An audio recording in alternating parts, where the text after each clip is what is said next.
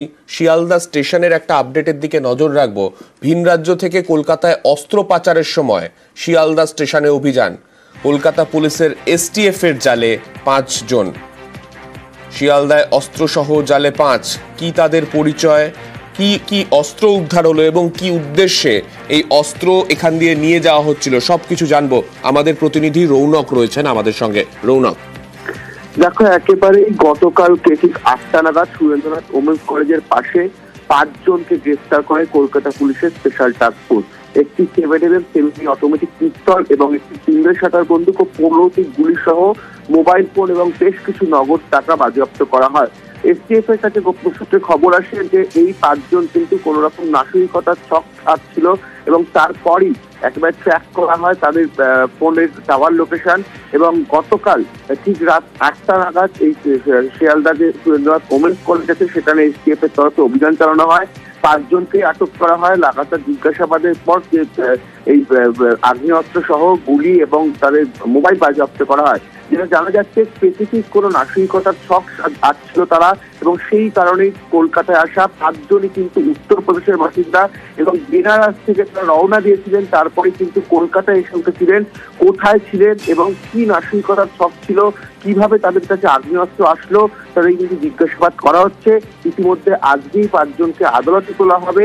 তুমি জানো সামনে ঠিক 2 মাস আগেই, গত বছর নভেম্বর মাসেই, ঠিক যেখান থেকে গতকাল অস্ত্র উদ্ধার হয় তার থেকে 100 মিটার আগেও একজনকে গ্রেফতার করা হয়েছিল। তার কাছ থেকে বিপুল পরিমাণ অস্ত্র উদ্ধার করা হয়েছিল এবং পরবর্তীতে জানা গেছিল যে তিনি এই অস্ত্র পাচারকারীর সঙ্গে যুক্ত, মুঙ্গের থেকে অস্ত্র নিয়ে এসে কলকাতায় বিক্রি করতেন। কিন্তু এই 5 জন আদতে কোনো অস্ত্র পাচারকারী নাকি স্পেসিফিক কোনো নাশকতার ছক নিয়ে শহরে এসেছিলেন, সেই গোটা বিষয়টি কিন্তু তদন্ত করছে কলকাতা পুলিশের স্পেশাল টাস্ক ফোর্স।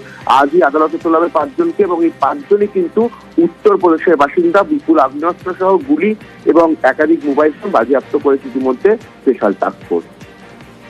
ধন্যবাদ।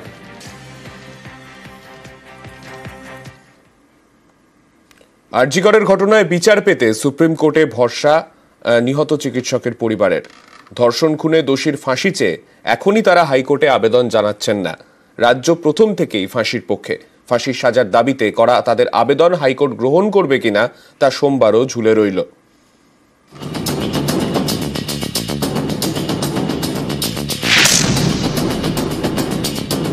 আরজি করে ধর্ষণ খুনে ফাঁসি নয়, যাবজ্জীবন সাজা হয়েছে সঞ্জয় রায়ের। এতে খুশি নয় বলে আগেই জানিয়েছে নিহত চিকিৎসকের পরিবার। বিচার চেয়ে তারা সুপ্রিম কোর্টেও গিয়েছে। বুধবার সেই মামলার শুনানি। এর আগে সোমবার হাইকোর্টে রাজ্যের করা আপিল মামলায় নিহত চিকিৎসকের পরিবারের আইনজীবী বলেন, এখনই কোনো আপিল করছি না। সিবিআই বা রাজ্যের করা আপিল মামলায় সঞ্জয়ের মৃত্যুদণ্ড চাইছে না নিহত চিকিৎসকের পরিবার। আমরা চাইছি যারা যারা এই ঘটনার সঙ্গে জড়িত সবাই সামনে আসুক, সবাইকে তদন্তের আওতায় এনে বিচার ব্যবস্থার আওতায় এনে চরম শাস্তি দেওয়া হবে। কার কাছে যাবো? রাজ্য পুলিশ আমাদের ডুবিয়েছে, এখন সিবিআইও ডুবাচ্ছে। এবার আমরা কার কাছে যাবো সেটা আমি হাইকোর্টের মহামান্য বিচারকের কাছে প্রশ্ন রেখেছি। স্টেট বা সেন্ট্রাল গভর্নমেন্টের সিবিআই এর যে আপিল, এই আপিলে আমরা বলেছি যে আমরা ডেথ পেনাল্টি যে আপিল ওরা করেছে তাকে আমরা সমর্থন করছি। আমরা নিরপেক্ষ তদন্তের দিকে তাকিয়ে আছি। আরজি করে যাবজ্জীবন সাজা শুনিয়েছে শিয়ালদা আদালত। এই রায়কে চ্যালেঞ্জ করে কলকাতা হাইকোর্টে আবেদন করে রাজ্য। রাজ্য চায় দোষীর ফাঁসি। রাজ্যের করা মামলার শুনানিতে সোমবার সিবিআইয়ের আইনজীবী এসভি রাজু বলেন, লালু প্রসাদ যাদবের মামলায় সুপ্রিম কোর্ট স্পষ্ট করে দিয়েছে এমন ক্ষেত্রে রাজ্য আপিল করতে পারে না। মামলায় অন্তর্ভুক্ত হতেছে নিম্ন আদালতে কোনো আবেদন করেনি রাজ্য। তখন অ্যাডভোকেট জেনারেল কিশোর দত্ত বলেন, দিল্লি পুলিশ এস্টাবলিশমেন্ট অ্যাক্ট অনুযায়ী রাজ্য আপিল জানাতে পারে। আসামিকে বেকসুর খালাস করা হলে অথবা নিম্ন আদালতের শাস্তির নির্দেশ যথাযথ না মনে হলে আপিল করতে পারে রাজ্য। তখন বিচারপতি দেবাংশু বসাক বলেন, ভারতীয় ন্যায় সংহিতার 418 ধারা অনুযায়ী কেন্দ্রীয় তদন্তকারী সংস্থা যদি আপিল না করে একমাত্র তখনই রাজ্য আপিল করতে পারে, সেটা তদন্তের অগ্রগতির স্বার্থে। তখন ফের কিশোর দত্ত বলেন, সিবিআইকে বিশেষ ক্ষেত্রে তদন্তের অধিকার দেওয়া মানেই রাজ্যের অধিকার খর্ব হয়ে যায় না। আইন অনুযায়ী সরকারি আইনজীবীর আপিল করার অধিকার আছে। তখন সিবিআইয়ের তরফে আইনজীবী এসভি রাজু বলেন, মামলার সমস্ত রেকর্ড, কেস ডায়েরি সবকিছুই সিবিআইয়ের হাতে। 13ই আগস্ট কলকাতা পুলিশের হাত থেকে তদন্তভার সিবিআই এর হাতে তুলে দেয় কলকাতা হাইকোর্টের division bench. CBI 7 October chargesheet পেশ করে। 18 জানুয়ারি নিম্ন আদালত দোষী সাব্যস্ত করে সঞ্জয় রায়কে।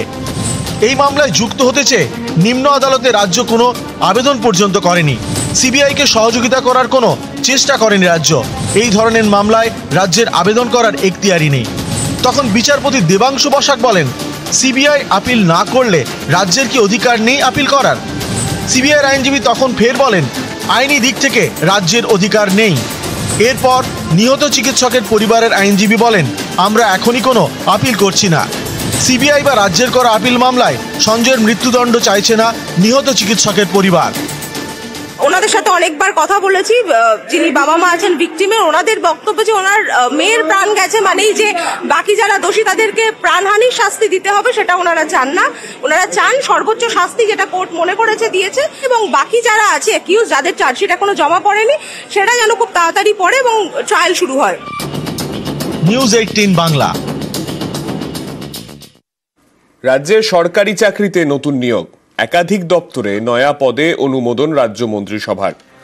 পরিবহন দপ্তরেও চুক্তিভিত্তিক 900 ড্রাইভার ও কন্ডাক্টর নিয়োগের সিদ্ধান্ত রাজ্যের।